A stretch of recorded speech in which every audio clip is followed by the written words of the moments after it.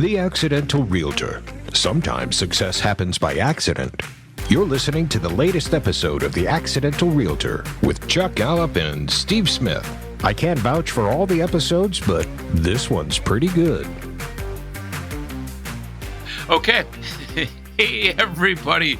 Welcome to episode 2 of The Accidental Realtor, filmed live from the River Road Real Estate Studios in St. Paul/Ham Lake, Minnesota. I'm your host, Chuck Gallup. This is your other host, Steve Smith. Yeah, we are excited. We actually recorded our first episode a little while ago. This is our second run at it. We have a phenomenal guest for you today. His name is Tyler Mount. He's a Tony Award-winning play producer. He is a real estate coach. He's a real estate coach for Ryan Serhant from $1 Million Listing. He's also the real estate coach for a guy named Chuck Gallup. So obviously, he can put that on his resume. That should help. But we're really excited to get Tyler, and he's got great energy, and I love that guy. So excited for that. I mean, how many 3 million views on our first podcast, Steve? I thought that was great. I mean, really, we've clicked with the community for sure. Well, we knew it was going to happen, didn't we? Yeah. Yes. Oh, absolutely. Yeah. I mean, how can it not? I want to point out, this is my favorite mug. It's called the Pessimist Mug. And for those of you just listening, not watching, I'm holding it up. On the back side, there's a line right halfway through the cup, and it says, "This mug is now half empty." See, you're the pessimist. Mm-hmm. I can't wait to see you drink from the mug while you're wearing your pug shirt. Pug and mug. Oh, dude. Yeah, that's a good idea. Yeah. That's a good truth. A lot of our team meetings we do on Zoom, and I'm always wearing pajamas because they're early in the morning.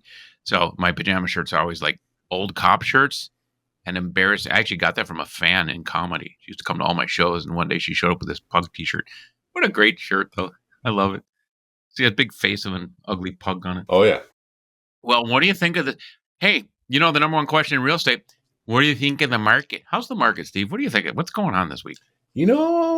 Interesting question. I know on our very first podcast, we gave a market update then. We're going to continue to do that every single week. Minnesota overall has been pretty good. It's been a hot market. We've traditionally been looking at about the 3-month inventory of homes. I still think that's where we're at. Statistics are always a little bit behind. We'll probably get the month of July statistics here in another month, but I know that we have noticed a little bit of a slowdown, right? Not just amongst the agents on our team, but colleagues in the industry that we've talked to. Something about July, I think it's slowed down a little bit. We're not getting quite as much traction through the listings that we have for sale. Offers are still coming in, but maybe a little bit slower. So, that could be due to a couple different things. We know that July tends to be a popular month for people taking vacation, trying to get a lot of stuff done in summer before school starts, before the fall gets here. Still a good market, but just slowing down a little bit.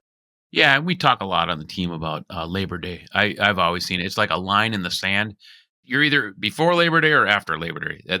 And you better get that thing under contract before Labor Day, because otherwise the market changes and it's just a different way to sell a house at that point. What do you think's happening there this year? Well, time will tell. I know there's been a lot of excitement with some of the people that we talk to.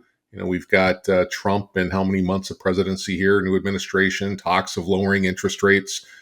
That's been a topic of conversation or a topic of hope for a long time, right? But I do think there's a number of people out there now, too, that are just kind of waiting to see what happens, on the Fed level, the Fed level, to see if the rates are going to get cut. Yeah, I mean, the Fed came out yesterday and said, based on all the metrics they had set up as kind of the tripwires to change and lower the interest rate, they weren't going to do it. And you mentioned this Trump guy. I don't follow politics, but I assume he's the president. So you mentioned him, but I know he's very upset with the Fed chair. He appointed that guy in 2017, and now they've soured because Trump wants to lower the interest rates. And if they're not lowered, I believe it may be an act of Congress that requires removal of the Fed chair, but it could happen. Yeah. Well, interesting times as usual. We'll see what happens. I think the main stay sentiment right now is everyone does hope that the interest rates come down. I mean, the consumers do.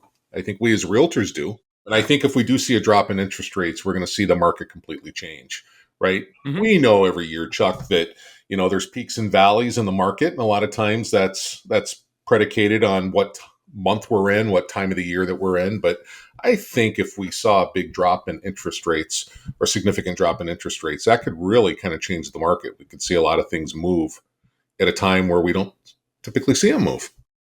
Yeah, I agree. Well, our next little segment here, we give a little home buying tip. And last week I gave the softball kiddie ball of get pre-approved. Duh. But Steve, what's your home buying tip this week? Well, I would probably classify this one as a softball tip as well, but it's one that is often overlooked. Now, Chuck, before you and I actually joined forces and combined our teams, I did a TV commercial a couple years ago. The TV commercial was basically putting the message out that even if you don't use me or if you don't use us as a home buyer, make sure that you're using a full-time realtor or a realtor who's experienced, who has the transactional experience to look out for you, give you the best deal possible, right? Now, I know sometimes I get heat from some part-time realtors that go, wait a minute, that's not fair. Because there are certainly some part-time realtors out there that know what they're doing.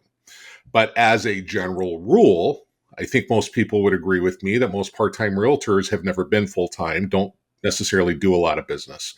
And when we're helping people buy homes, as a buyer, you want somebody that's helping you in what is probably the most significant financial transaction you're ever going to make. So even if you don't use us, use someone who's full time, or at least use someone when you're looking them up that have some pretty credible statistics to show you that they've been in the trenches. Right? They've had a number of deals accepted, and that's going to serve you as a buyer much better. Yeah, I mean, do you want to use a part-time pilot, a hobbyist? Do you want to use a street lawyer or a lawyer? I can think of any number of jobs where they work full-time in another industry. They do one or two transactions a year. Each time they open their computer to start putting together a purchase agreement, they haven't even kept up on anything other than the required CE, so they don't even know what's happened in the industry, which changes really significantly, sometimes in the course of days. A new amendment comes out, a new change, a new case law situation that changes how real estate works, and they don't know. It baffles me, and you've harped on that since day one. Use a full time realtor. I am a full time realtor, and I love that theme, and I think that's very very important. Yeah, It's absolutely. yeah. I'm gonna get in a Delta airline plane with a pilot that yeah, 4 days a year he flies a plane. Yeah, Right. the old 10,000 hours rule, right? We talk about that in sports. I think who was it came up with it? Michael Jordan, Kobe Bryant, stuff like that. But 10,000 hours to get good at something. I mean, if you think about it in terms of years, that's about 5 years. Not to say you can't get good before that, and certainly when you're working with the team, we train our people and mentor them enough that they're taking care of you. But the 10,000 hour rule, think how many hours a part time realtor has. Don't use your cousin. Don't use your buddy by doing them a favor. This isn't the time to cash in a favor. Take care of yourself. I love that. Yep. Big tip there. Yeah, well said. And the next thing we'll talk about, I like to give out little leadership tips for realtors as well. So the last one was for consumers.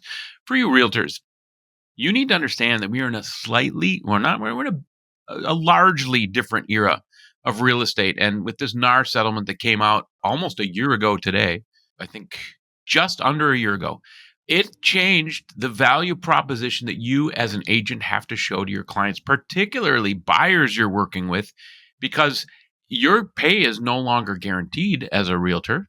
It was guaranteed because it was in the MLS before. Now it's not. It's a negotiable. So you better be able to show your value to your clients about why you're different than other buyers agents, what you can do that maybe they can't. Maybe, and it could be something as simple as just answering your stupid phone, because most people don't even answer the phone. That's the number one complaint against realtors. They never return my call. I tried to put in an offer. He was on vacation that day. It blows my mind. Show your value. I think it's absolutely critical.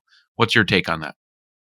Yeah, that's an understatement. We scratch our head sometimes wondering why someone in a profession like ours do not make themselves available, but it happens all the time. You have to be accessible to the people out there. We're in an age of electronics, right? People see something, they want to see it now, they want answers on it now, and now all of a sudden, they go to call and you don't answer, they're going to move on to someone else. 100%. Yep. We had I guess it wasn't quite a client event. It was more of a Chuck event. I was on a TV show. I'll probably talk about that at some point too. But we had a watch party for it, and the show. I guess I'll talk about a little bit. It was called 48 Hours to Buy, and it's about some buyers that fly in town and have literally 48 hours to look at a bunch of houses and leave with a contract. So obviously pressure's high. And these buyers I had met, and we met with the TV producer, and we made sure that they were what they were looking for, and they made sure that I was going to be okay for the show, and we moved forward. But they didn't want to wait. They picked another realtor. They started working with him, and they called me on Sunday. Go, we want to look at this house, and our realtor isn't returning the call. Will you go look at it for us? I go, absolutely. And they became my clients again, and they ended up being the people we filmed the TV show with. So that's a great example of just being the best person you can be. So being the realtor that you need to be. So I am really excited for our guest. I mentioned Tyler Mount. He is a Tony Award winning play producer, writer, director. He just scraped up another Emmy, no big deal, on Broadway. And he's just a wonderful coach. I've really enjoyed working with him. And he's coached some real big time realtors. So really excited. Let's let Tyler in here. Hello, friends. Hello, Oh my God. Hi, Tyler. friends. How are you doing? How are you? I am great. Yeah, man. Welcome. We are Thanks for excited to having have you. I've been pumping you up on this whole podcast intro, another intro, and here we are. I mean, you have what an interesting history. I know you haven't done much outside of real estate. You got kind of a boring life. Yeah. So I just want to talk. Like, okay, let's talk. Who are you? Where did you come from? What is your deal, Tyler Mount? That's a convoluted question, Chuck and Steve. Where do I even begin? I grew up in super small town Texas, 300 people, one stoplight. Went to school in Austin, Texas, pursued a degree in musical theater, moved to New York City, Manhattan in 2013. I've been here for, oh my God, 12 years today, Chuck Gala. Hey, I always am online with you when you get some big news. And this again. That is true. Yes. Wow, today is actually the day we're recording this is my 12-year New York anniversary, which is a really cool thing. On your 10th anniversary, you get an official New Yorker card. So I'm a New Yorker 2 times over now. So whenever I moved here, I pursued a career on Broadway, and I was quite successful at that. I stage managed 5 Broadway productions, which was an absolute incredible time. I transitioned into producing a YouTube content series that centered around me and my love of Broadway. Fast forward 3 years later, it was wildly successful. It was acquired by Playbill, the Broadway legacy brand. I did that for about 3.5, 4 years, really got to live out my dreams and my goals as a young person in the city. And then how old were you? I moved here when I was 22, and I did the vlog in Broadway probably until like 28, 29. And then, you know what, Chuck and Steve, I decided that, I don't know, I wanted to make money. I wanted to be able to pay my rent and not just work in the arts. So that's when I transferred to corporate America, and I leveraged all of my understanding of storytelling and narrative-based content and personal brand in corporate America when I landed my dream job at NBC Universal, where I worked for some time. Then right before COVID, little did we know COVID was coming, I transitioned to real estate development, specifically a really prominent developer here in the city who specialized in office space. I started that job in March of 2020, if you're doing the math. Oh, good I timing. worked in office for about a week, and then we got sent home, and then I never went back to office. You know what I mean? Yeah. Hey, I want to jump in here and just say something.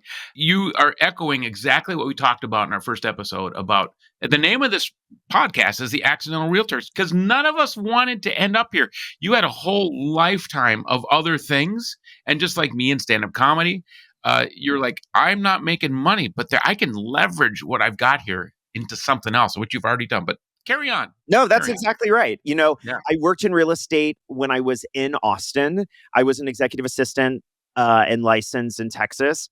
And that's where I really started to understand the transactional process and how we did this. And then I went back to real estate development right in 2020, and I started my company in 2020. And now I have been fortunate enough to mentor and foster personal brand with some of the most prolific leaders in the real estate space, from Ryan Serhant to Spencer Raskoff, the founder of Zillow, to the CEOs of Twitter, T-Mobile, and even for 4-year stint, the United States presidency. So I have had Wow. a really unique vantage point in this industry, and I have a good idea of what's happening in the industry exclusively because my clients are from all over the country and even in some cases around the world. Yeah, I mean, you dropped some big names there, Tyler. It's impressive.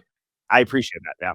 Yeah, and the name of your company, Henry Street Creative, how did we come up with that, first of all? I would like to say it was a prolific exercise in naming convention and marketing, but you know what? It just wasn't. It just really wasn't. We went through hundreds and hundreds of names, and you whittle down based on what sounds good and what doesn't, and what's available and what has trademark status and what doesn't. And our very first large scale video project was on Henry Street in Brooklyn. We represented one hotel, which is a large hotel conglomerate, and we were doing content for them. And it also so happens that my dog, my 70-pound golden doodle, is also named Henry. And so it just seemed fitting. So Henry Street Creative was born. We applied and received trademark status. So it's about as official as it comes. Henry Street Creative is now what I spend 99% of my time doing. That is wonderful. Yeah, and it's actually a very similar background for our company, River Road Real Estate. I mean, it's the exact same thing. We were trying to come up with a name. We were on a Zoom, and I looked outside, and I'm looking at River Road. I'm like, hey, how about that? There you go. Yeah, but Sometimes it sticks. yeah, yeah. Tyler, I've been meaning to ask you at any given time, how many people, how many clients do you have at one time? That's a good question. So there are many portions to my day to day life, right? I have my consultancy firm, which is how I know Mr. Gollop. I work with Chuck in terms of personal brand and marketing and digital marketing and everything that goes into a successful real estate business. There, I have 40 full time clients, and we're capped at that. So I have a wait list after that of real estate agents and developers and builders who are waiting to work with me. The reason I have a wait list and I don't just take everyone is because I simply don't have enough time in the day. I have to service my clients outside of these calls, and my schedule is quite literally a Tetris board that is scheduled to an inch of its life. So I have 40 full-time clients that I consult with weekly or bi-weekly. I have other strategists on my team that equate for like 25, 30 additional clients. And then I have Henry Street Creative, which we just talked about, which is the LLC, to be highly technical, the LLC that my consulting clients go under, but it also is operational foundation for my real estate digital marketing portfolio. So this is all of the clients who need websites, visual identity, positioning, social media help, video content, right? And so we service a lot of agents who aren't on my private roster there. I'd say we service about 50 people at any given time. We have probably 50 open projects. And then the third portion is my Broadway theatrical production company. And so I have two productions on Broadway. I have one in the West End, a few larger projects that are coming down the pipeline and hopefully opening it on Broadway here in the coming years. So to answer your question, all in probably 120 sit in-house here at Henry Street Creative. Wow. Wow. Yeah, that's Yeah. impressive. You've got some hardware. So I mean, it's not just you're not just talking about, yeah, I produce plays. I mean, you really produce plays. Probably not probably the number one place to actually get a show produced and out there. And you've got some hardware. I was actually online with you when you got announced about your latest hardware. Can you talk about that? Yeah, absolutely. I will be honest. I love producing shows on Broadway because it keeps me tangentially connected. Sure, okay, but at the same time, I really do love Broadway. I'm a theater boy through and through. It's my passion. I absolutely adore it, and so all of that to say, I do it for the love of it, but I also like the shows that are profitable and bring home a check every Friday. And I also love hardware. So, in my career, I've been nominated for 5 Tony Awards. I've won 3 Tony Awards. I have a Grammy, multiple Drama League Awards, GLAAD Media Award, Outer Critics Circle Award, Drama League Award, and an Olivier Award from London. So like, I have some hardware. I'm highly decorated in terms of what I do, but I really do it not for cash because you don't really make great money producing Broadway shows unless you have like Really? a Yeah. standout box Mhm. office sensation, which I happen to have. But outside of that, right? I do it for the love of it, and I've been able to work with some of my heroes in that space as well. So I love what I do there. And again, it believe it or not, it helps me get real estate clients because the sheer fact I have some Tonys and a Grammy makes people think I'm better than I probably am. You know what I mean? Yeah, I feel like you're okay, and if you're not, we need to talk about our relationship. Yeah, absolutely. I got a million questions, but what do you see in translating from your Broadway career to real estate? And you kind of touched on this at the beginning, and it's kind of what got you into it. But what currently translates well in from Broadway to real estate? What are the comparisons? Yeah. So look, I think the answer is really simple for me. I always, when I'm talking to potential new business, I always detail those three portions of my life. And I think the Broadway portion is really important. We're not going to really talk about that in sessions or with any of my work, but I think it's irrefutable based on my experience in theater, not just producing, but my 2 decades of theatrical experience really allows me to approach marketing in a unique modality, specifically it being narrative based. I am really good at creating narrative that makes people feel something. And at the end of the day, that's what good marketing does. Did I get a BFA or a BA in marketing? No, I did not. Okay. I do have bachelor's degree, certificate degree. I did my postgrad at MIT for social media. So like I've been to a few schools, like I know what I'm doing, but at the same time, I wouldn't trade that theatrical training for anything because it allows me to tap in to how people consume and how people purchase things, which is the emotion of it, right? So we've learned time and time again, if I can get the consumer, AKA Chuck, your consumer, to feel something, they're much more likely to work with you. And so I leverage that experience in a really unique way in my work, and it's highly effective. Yeah, it's pretty incredible. As you know, maybe you recall, Steve and I are both retired cops, Yeah. and different end of the spectrum because cops are like, man, everything follows the formula. Mhm. But we're able to take so much from that prior career and pour it into our real estate career. And I love that your theater stuff, opposite end of the spectrum, but the same concept where there's so much you can apply and use, and it helps give you a different credibility. It'd be so interesting to do like a bachelorette episode where they pick their next realtor, and should they get the theater guy who's become a realtor or the two idiot cops who have become realtors? It's a Bachelorette. win-win. It's a lose-lose. We try to make it work the best we can. But, look, I have loved real estate my entire life. It's something I've been interested and passionate in. My first job in college was that, and I've maintained my licensure in multiple states. Not because I want to transact. I'd rather die than do what you do. But at the same time, I think it's important for me to understand the industry. And again, that gives me an additional level of credibility in terms of the niche space of marketing that we're working in. All right, let's touch on that. Why would you rather die than sell a house? I'm curious, and it's not a criticism. It's just an interesting perspective. Okay, so look, I know very, very intimately what a real estate agent does. Okay, I understand what goes into it, and I understand how volatile it is, right? Yeah, People yeah. wrongly, not the two of you, but people who are uninformed, wrongly think that after watching $1 Million Listing or owning Manhattan, that you like just go sign a listing agreement for $250 million and then you become a millionaire. Like, unfortunately, that's not how it works. You're like slaving for these people in order to get asked to do a 2% commission on a $200,000 home. I don't get Hmm. out of bed for that. I'm not interested, and I'm not interested in the rat race and the toxic culture that oftentimes permeates real estate. It's not what I want to do. I wouldn't touch it with a 10-foot pole. Okay. Now, empowering those who love that portion of their life to do it more effectively and better, all for it. Right. Just like Steve asked, my income is highly diversified. Right. So, if Chuck wakes up tomorrow and hates me and fires me, I have someone on the wait list. My income doesn't change. Right. Sorry, Chuck. At the same time, you don't close that $2 million home that you've been needing to close in order to pay the bills, then you're fucked, right? And Yes. so ultimately, I don't like that volatility.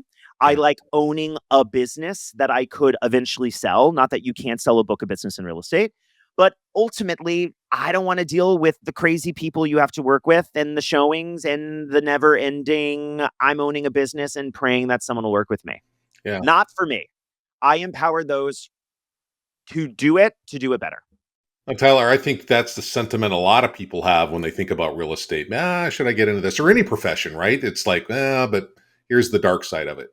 My takeaway, though, and Chuck already touched on this, is the fact that you were able to draw you some skill sets from, other parts of your life, things that you've done, into what you do now, like in terms of coaching Chuck.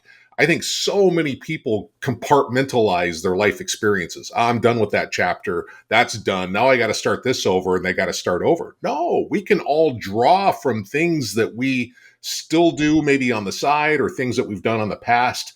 And I just love the fact that you brought this up because it was on the tail end of Chuck and I doing our first episode and talking about how the skill sets transcend. You're the poster child for that. Yeah, absolutely. And, this is what I would say to any client. In your case, I deeply believe and know that because of your experience as a first responder, you are a stronger real estate agent because of it, and you're a stronger candidate for certain people. I know scientifically, this is not my opinion, that first responders are much more likely to work with Chuck or you, not because of your experience or ability, but exclusively because you're one of them, right? Yeah. And that is what I think a lot of people miss out on. They think that I have to bury or kill my previous life because now I'm a real estate agent and I have to wear a suit and tie and act like Ryan Serhant.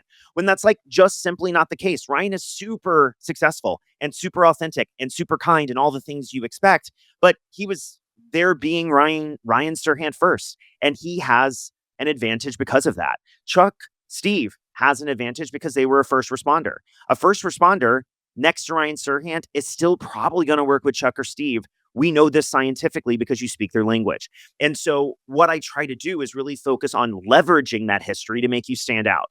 And so to your point, erasing your past or trying to sweep that under the rug actually doesn't help you. It absolutely decimates your ability to stand out in an oversaturated market. Because Steve, to your point, and I can't stress this enough, everyone thinks this job is very easy. This job being what you do, a real estate agent, right? It is incredibly taxing. It is incredibly difficult.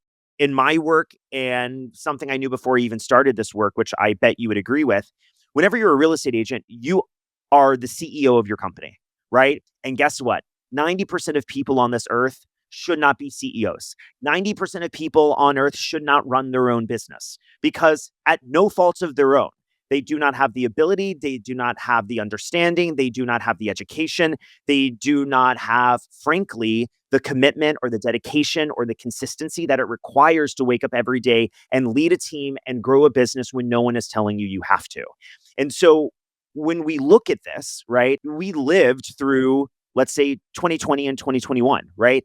Everyone and their mom was becoming a real estate agent. We've seen incredible attrition in this industry on the agent side because after that big boom, when you actually had to start working again, we saw people be like, oh, this isn't for me. Last year, 70% of realtors, 70%, Chuck and Steve, did not sell one home. Yeah. That's worse than members of Actors Equity, right? We were The just amount of talking about actors that. who didn't work last Yeah. year Yep. is less than the amount of real estate agents who didn't work last year. Yeah. And Crazy. so, parents are like, don't become an actor. That's not, that's not sustainable. I'm like, don't be a real estate agent. That's less sustainable. Right. So all of that to say, I couldn't agree with you more. It's about harnessing from your history, harnessing from your past, and really leveraging that to stand out in an overly saturated market. Yeah. And our lead into you, we were actually talking about this right before you came in. We were talking about how you don't want to hire a part-time realtor, but same thing. Do you want to hire the full-time realtor who only sold one house last year or didn't That's at all? terrifying. No. Yeah. You Yeah. dedicated your entire work life for an entire year and only sold one home. I'm not saying I understand how that could happen. I go back to the idea that this is really difficult. It's a difficult job, right? Yeah. But at the same time, my answer is a big fat no, right? I'm not interested. If I Yeah. had only coached one person in my life, who would want to work with me? It's a catch 22, right? It's hard to sell things until you've sold things, but you can't sell things until you sell things. Yes, and I want to hone in on one word you said there. You said you dedicated a whole year of life. Probably didn't dedicate the whole year. You just happened to say you were a realtor. If you're a dedicated, hardworking, full-time realtor, you will sell more than one house unless you're like my friend who's in Salmon, Idaho, who, Oh, with all that work, probably sold one house. bingo. But at least her house was worth some value, and all the other realtors in that town also sold one house. So I know you get asked this a lot, and I can't get through an interview without asking how you met Ryan Serhant or how he found you and what it's like working with him. He's a real powerhouse he's kind of the media face of real estate. He's one of probably the top 5 well-known realtors that have been on TV. Yeah, certainly. I would say Ryan is probably the most famous real estate agent in the world. Hmm. And he is close to being the most successful independent agent in the world. And I will tell you, I mean, it's perfect that we're on this podcast. Can you believe it? It was an accident. Like I said, I had a career at NBC. I was working in real estate development. COVID happened. I had my own firm at this time. One of my former colleagues at NBC shared a LinkedIn post with me of the person who was the then president of Serhant Ventures. And they were looking for a brand strategist, someone who specialized in personal brand and marketing and real estate to come in and be a founding strategist for Ryan Serhant's new pro membership, right? Similar to Tom Ferry or Buffini, he really saw that a lot of real estate agents looked to him for expertise, and he knew he could monetize this in a really profound and value centric and value driven way. Okay. And so I sent a message to the president and he replied, and I had interviews, and 2 weeks later I was hired, and I was the very first strategist over there on Ryan's team. And I was there for about 3.5 years. And what I will tell you is, like, I've seen behind the curtain. Ryan is real. He is a killer when it comes to doing deals. Hmm. He's incredibly intelligent. He knows exactly what he's doing. Okay. And I will also tell you, the Ryan you see online is the Ryan you get in person. He is Yeah. kind. He is generous. He is thoughtful. I could text him right now and he would text back in 5 minutes. Right. And not because I'm the closest person in his life, because I'm far from it. Right. But that is how reachable he is and how in the business he is.